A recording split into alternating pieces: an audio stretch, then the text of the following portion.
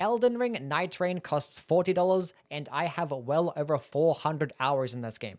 And there'll be times I buy $60 games, and if I have a solid 15 to 20 hour experience, then I'm satisfied. So it's very safe to say that I have gotten insane value out of Nightreign. And I knew I was always going to like this concept of game and how replayable it could be. The only real concern I had was how balanced the solo mode would be due to just me not caring about co-op at all, and it ended up being perfectly fine. But obviously, despite how much I've played and liked the game, it is not going to be without fault. For me, I am an extremely opinionated person about things I am passionate about, and naturally that also extends to being really critical too. Like, I love all of the FromSoft games, I have thousands of hours amongst all of them, and in that amount of time, you can easily pick apart games and find their flaws. I can literally make hour-long videos just shitting on my personal favorite games. So with that being said, Nightreign is not going to be safe. Today, I want to touch on 6 things that From Software got wrong with this game, or things I would like to be changed.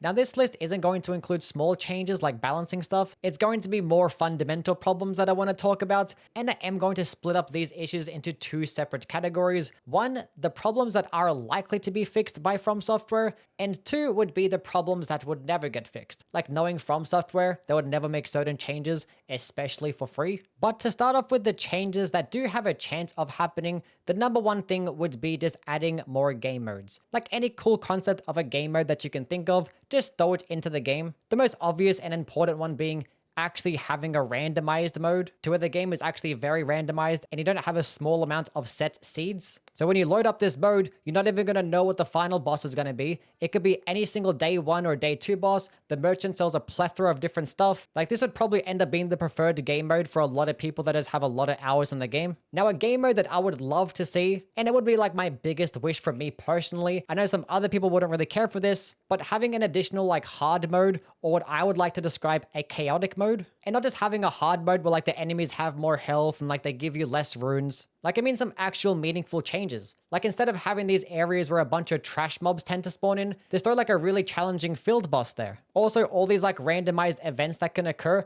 just have them be turned up to 11. Like, imagine having a Morgott invasion appear like twice in a run. It could also do something like remove the merchants completely, also making the rain a lot faster too, because as it stands right now, you can literally just outrun the rain. Like, there is no threat at all because you can literally just outrun it. Like, soon as it starts to move in, you just start running to the circle. And that's part of the reason why day 1 and day 2 isn't really much of a threat to like 99% of the player base. Most people are only really going to have a problem with day 3. Like, I've talked about it in my previous video, that some of the most memorable runs that I have are the ones that just go to complete shit. Like getting the worst RNG and having like Morgott invade you at the complete wrong time, having like the absolute worst circle RNG. And just imagine that, but like happening basically every single game, and also having to worry about your map positioning a lot more because you don't want to get caught at the edge of the circle just as a storm is about to move in, because you're probably going to get caught in it and die. Like, that would just be a personal wish of mine, just having like a more hardcore mode. And I feel like it would be pretty entertaining to watch too. Like, in the roguelike genre, the games aren't really meant to be beaten this easily. Like, you'd expect a From Software roguelike to be like a lot more unforgiving than it is. So I would actually love to see a game mode where like the success rate for most players will be like less than 10%. Now, I know most people would never want to engage with this particular game mode, but it is just a personal wish of mine.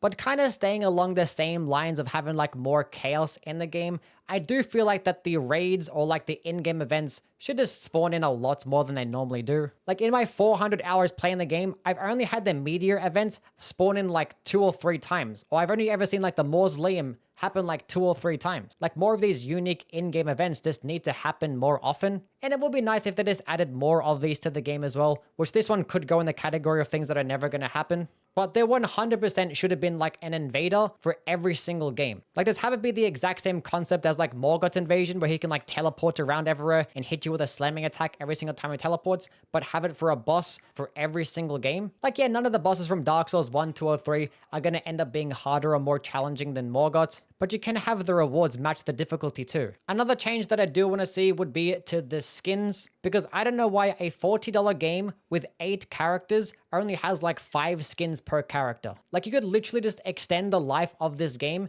if you just had more rewards for people to spend their merc on. And it seems like it would be like one of the most easiest tasks to just add a bunch of the skins to the game. Like every single FromSoft game adds like 100 different armor sets. Like why not just take like a dozen more armor sets from those games, or just make a couple more armor sets and just add them to the characters? Like every single character should have at least 10 skins. Okay, now getting into the changes that are never going to get fixed, but I want to talk about them anyway. The number one thing is the multiplayer features, or the lack of multiplayer features. Like this is a game that was marketed as a multiplayer game. The game is very much balanced around it being a multiplayer game, and yet this might be the least multiplayer game I've ever played in my entire life. And not even just talking about obvious stuff like having crossplay, taking 2 months to add a duo function, not having good communication features, whether it's being optional voice chat, text chat, a pinging system, or using the characters that already have voices to actually give them more lines of dialogue so we can communicate in the game with like these pre-made messages, and maybe having these characters communicate to each other in game too.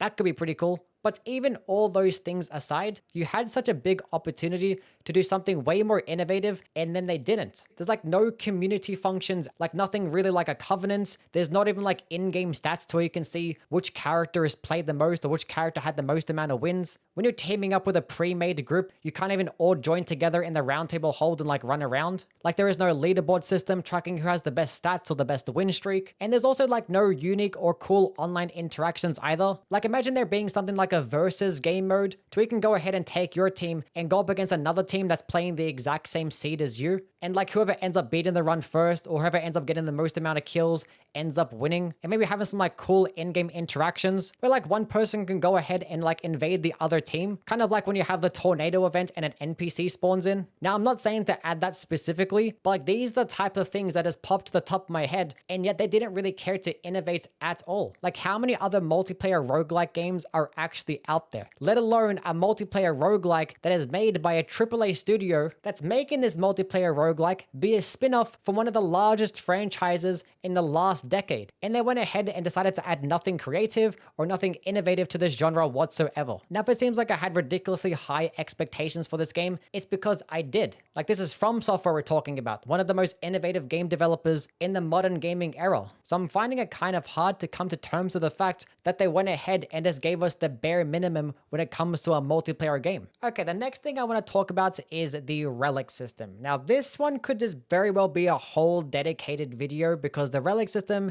is a bit of a mess. Now the system definitely does work, it does do its job. It is going to be 90% of the replay value here just riding on these relics, and it's like barely hanging on by a thread. Like it does enough to want you to keep playing games so you actually can find those god rolls. And these relics are just good enough for them to be noticeable in the game too, but there are still many problems with them. I think the major problem being is that there is a very big discrepancy with the quality of relic perks. Like some of the relics are like super niche or borderline useless, and then there are other relics that are like amazing and really good if you just have one of them. And the fact that you're equally likely to get every single one of these, it's only going to end up being a problem. Now the thing is, I definitely think the game is definitely balanced around this, because if they ended up making every single relic in the game be just as powerful as the Evergel relic, then if you go ahead and play the game for like 10 or so hours, you're going to have like broken builds all the time, and the game is just no longer going to be a challenge. Now this can very well be counteracted if you have more game modes and more challenging game modes like I talked about earlier, which can be a possibility. So if you do add these like lots of hard modes, then you can go ahead and start adding these like broken or like really powerful types of relics. Or if there was a system to have like different rarities of relic perks in particular, and instead of having these like color combinations, you can have these relics that only drop good perks, and these other relics that drop like these medium tier perks, and other relics that drop these like lower tier perks. And then every character has a slot for every single tier, and maybe you just have more slots. Instead of 3, have like 6 different slots. So you can have like 2 high tier relics, 2 medium tier relics, and 2 lower tier relic slots. Like something like that is pretty much impossible for them to implement at this point. And the only real changes that we can expect is that some of the worst relic perks are going to get a bit better, and some of the best relic perks might get a bit worse. And that's pretty much the extent of that. Okay, now the last thing that I want to talk about, and to what I consider the worst thing about the game as a whole, is going to be the boss selection. I talked about this exact same thing when I made my very first review on the game, the day before the game actually came out, and my opinions pretty much haven't changed. In fact, they might be a bit stronger now. Now the Night's Lord bosses are fine. I do not have a problem with the Night's Lord bosses at all. It's just the rest of them is what I have a problem with. Starting with the Evergel bosses. Every single gank Evergel boss is just disgusting. I hate every single one of them. They're boring. For some reason, they don't really give you much rewards as well. Like every single gank Evergel boss only gives you 10k runes. Like the field bosses and like the bosses in the pointer interests like ruins or camps, I don't really have too big of a problem with. I think my biggest issue is that there's still just not enough variety, and that kind of stems from the fact that there isn't enough Dark Souls presence in this game. Like there should be a Dark Souls themed ruins, or like a Dark Souls 2 themed camp, or a Dark Souls 3 themed fort, and have like some Dark Souls enemies or mini bosses in these locations too. But my biggest problem with the bosses is going to be the end of day 1 and end of day 2 bosses. They're just not good by any means. Like fighting these annoying field bosses throughout the day, whatever, I'm okay with that. But why am I fighting these exact same field bosses at the end of the day, but like they're the slightest bit different this time? And in fact, why am I fighting field bosses in general? Like I said this exact same thing before, but the end of day bosses should 100% either be main Dark Souls bosses or main Elden Ring bosses. Because when I think about the bosses that I enjoy the most when I'm fighting at the end of the day, it's all the main bosses. The Dancer, the Nameless King, Godric, Morgott. Like the fact that they did not come to this conclusion just makes me very upset, and I definitely think it's the most jarring part about the game, because the difficulty and the quality discrepancy between the Night Lord bosses and the end of day bosses is just too damn big. Okay, that is us now done. It has been a while since I've last made a very negative-centric video, so I'm expecting this one to have a lot of hate, passionate comments, and lots of dislikes. So if you do have your own takes and opinions, just share them down below. And don't forget, everything that I say here just comes out of a place of love. I want this game to be as good as it can possibly be, and if I sound like I'm complaining or whining, it's because I'm very passionate about these games, okay?